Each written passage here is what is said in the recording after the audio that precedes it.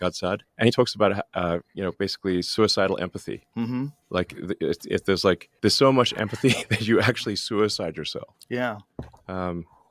So that we've got civilizational suicidal empathy going on. With his accent, it kind of sounds like he's referring to Gad Sad as God Sad, which I'm sure Gad wouldn't mind being referred to as. Gad Sad has this concept called suicidal empathy, and it's the idea that you want to care so much that you basically abandon any form of good sense or allow the desire, this primal desire, to be so empathetic that you do it to your own demise. And the example that Gad typically refers to, something along the lines of the marriage of the mind virus, a brain parasite, and this idea of being so empathetic that you will let the minor attracted persons, the pedophiles, you'll let them into your house with your children because you don't want to discriminate against them. You'll let the gangbangers on the streets come into the illegal alien MS-13 gang members. You'll let them use your house and you'll give them a room, even if it means they might 50-50 stab you to death or shoot you when you're sleeping and steal your stuff, because you don't want to be a racist. You don't want to be a bigot. You got to help humanity. I mean, you got to help those who are downtrodden. The reason why they are MS-13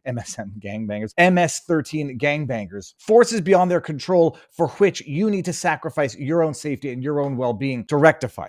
It's sort of as insanely stupid of an idea as saying, when you're on a plane and the masks come down, make sure everybody else on the plane has their mask on first before you put yours on. And then you pass out because you didn't put yours on first. So the idea of suicidal empathy is, better make sure that everybody's got their masks nice and fitting. Remember, take off your face mask because you can't put your oxygen mask on over your face mask if you're still wearing one of those. And you don't do it to yourself. And then lo and behold, you die instead of making sure that you've sufficiently protected yourself in order to survive. Why are we talking about it? I'm not sure that what we're seeing coming out of this demon Democrat party is suicidal empathy. I'm actually mildly convinced it's homicidal empathy, or it's just destruction cloaked in empathy. When I say that the Democrats are really seemingly dying on this hill of defending the illegal alien, MS-13, wife-beating, alleged human trafficking, Kilmar Abrego Garcia in particular, but they're going to bat for all of the illegal. They're staking their reputations on defending all of the illegal aliens on the basis of due process, constitutional rights. Because after all, let's just follow this abject insanity where it goes. If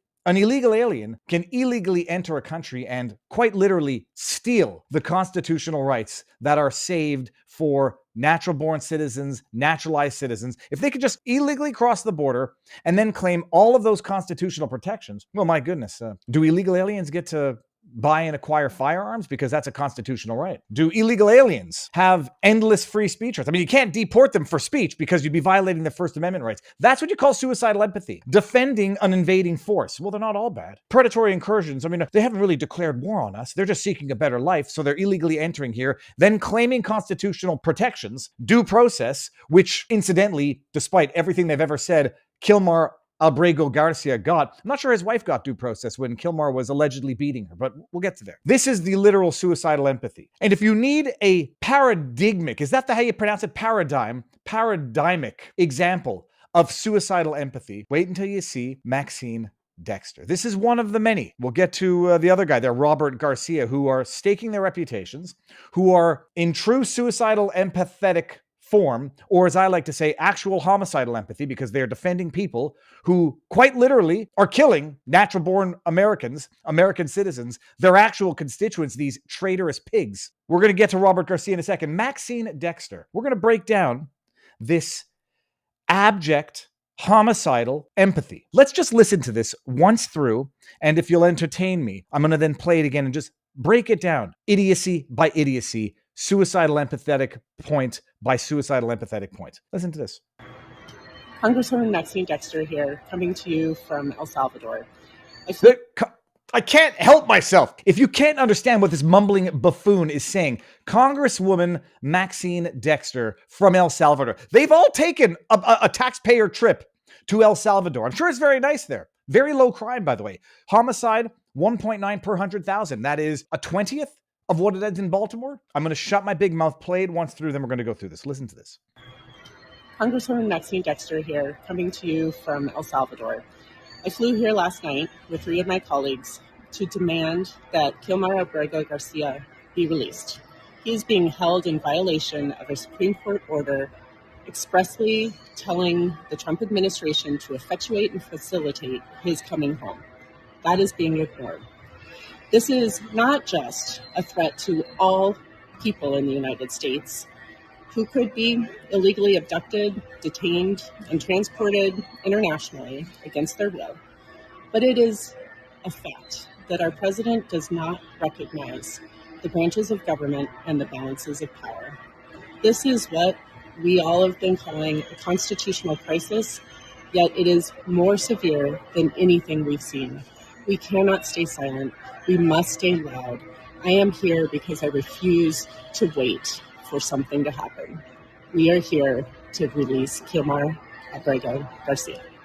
I refuse to wait for something to happen. There has not been the manifestation of political retardation to a greater degree than this in a very long time. We're going to start this from the beginning, but I love, by the way, right at the end, they just say the quiet part out loud, but we'll get there. There is so much wrong with this, I don't know where to start. They've flown down to El Salvador to demand the release of Kilmar Abrego Garcia, who's being detained by El Salvadorian authorities. They seem to think that not only do the American courts get to bind the president, the American courts are now the executive. Speaking of separation of powers, the courts not only get to bind the president, they get to bind foreign presidents.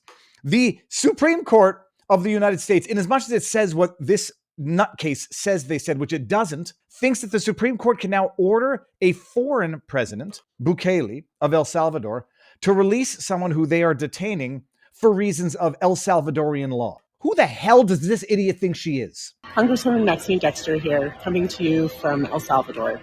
I flew here last night with 3 of my colleagues to demand that Kilmar Abrego Garcia be released. We came to a foreign country to demand of a foreign president that they release one of their own citizens that they are currently detaining in whatever very beautiful accommodations Kilmar is getting in El Salvador. They came to demand of a foreign leader that a foreign leader release one of his own citizens that they're detaining under their own domestic law. Holy hell. You want to talk about entitlement? You want to talk about privilege?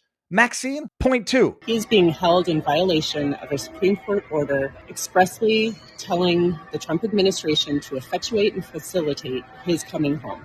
That's a lie. Effectuate and facilitate, that is called a conjunction. It didn't say that. It did use the word facilitate, which seemingly would require that the Supreme Court dictate to a foreign country, to a foreign president, what they do with one of their lawfully detained own citizens. The Supreme Court didn't say go kidnap Garcia from El Salvador, where he's being detained under El Salvadorian law by El Salvadorian authorities. And if that's what the Supreme Court thinks that it said, congratulations on talking about not respecting the bounds of your own lawful authority. That is being ignored. This is not just a threat to all people in the United States. It's not really a threat to all people in the United States. It might be a threat to illegal aliens in the United States, and that might be the point, you vapid idiot of a politician. It might be the point. What else does she say that it's stupid beyond Billy Madison words? Who could be illegally abducted, detained, and transported internationally against their will. You think citizens can be detained and transported internationally? I mean, maybe they can go to Guantanamo if they're deemed to be terrorists. Or maybe, if it's Obama, they'll just get killed in a foreign country. Obama didn't worry about, let alone taking back actual American citizens. He just killed them. This is not a threat on everyone in America. It might be a threat on illegal aliens in America, but more specifically, the gangbanger, gang members, wife beaters, alleged human trafficker ones of those. It might be. Suicidal empathy. Won't someone please think of the illegal alien gang member, wife beaters, alleged human traffickers? Oh my goodness. Oh, what's that? They're being lawfully detained in a foreign country of their own citizenship? Let's order them to bring back the illegal alien? This, as far as I'm concerned, should be illegal. I don't know if it is. We'll talk about it Sunday with Robert Barnes on Viva and Barnes, Law for the People, Sunday Night Law Show Extravaganza. But it is a fact that our president does not recognize the branches of government and the balances of power. This coming from the woman who's suggesting that the Supreme Court can dictate what a foreign country and a foreign president has to do to their own citizens. These people are idiots.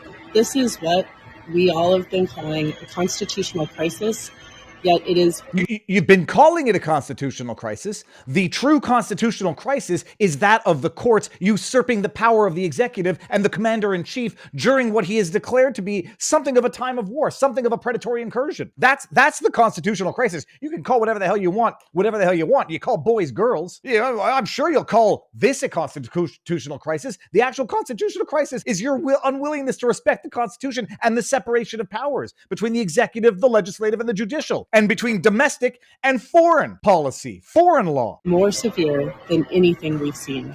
We cannot stay silent. We must stay loud. I am here because I refuse to wait for something to happen. I refuse to wait for something to... I don't even know what that means. To release Kilmar. Release Kilmar. Won't someone please think of the gangbangers? I would say stay there, but I don't think El Salvador wants them. A bunch of freaking lunatics. But you want to talk about suicidal empathy?